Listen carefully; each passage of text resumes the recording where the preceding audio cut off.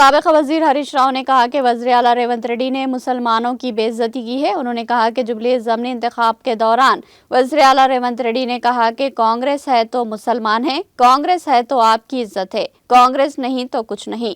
उन्होंने कहा कि कांग्रेस कब आई, मुसलमान कब से है। हरीश राव ने कहा कि हिंदुस्तान की आज़ादी के लिए मुल्क के कई उलमा इकराम ने अपनी जानों की कुर्बानी दी। इस वक्त कांग्रेस भी पैदा नहीं हुई थी।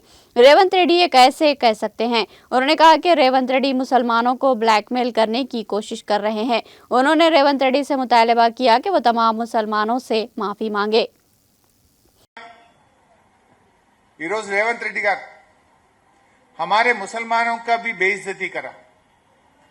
परसों वो इलेक्शन में कैंपेन में बात करते हुए कांग्रेस है तो मुसलमान है, कांग्रेस है तो आपका इज्जत है, కాంగ్రెస్ नहीं है आप कुछ नहीं है అనేటువంటి మాట మాట్లాడిండు।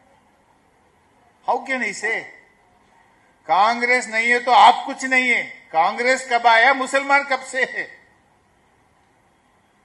इनफैक्ट आजादी के लिए पहले लड़ा हुआ सब जमाते उलमा हिंद, कांग्रेस जब पैदा भी नहीं हुआ, जब जमाते उलमा हिंद ने आजादी के लिए लड़ा है तब कांग्रेस है भी नहीं, कांग्रेस का पैदाश भी नहीं हुआ। ये कैसे बोल सकता रेवंत रेड्डी। रेवंत रेड्डी ने आज मुसलमानों का बेइज्जती कर रहा। मैं रेवंत रेड्डी से डिमांड करना चाहता हूं वो पूरे मुसलमानों से माफी मांगना चाहिए, बेशक से माफी मांगना चाहिए। आज मुसलमानों का आप बेइज्जती करे हैं, ये आप ब्लैकमेल करने का कोशिश कर रहे मुसलमानों के साथ।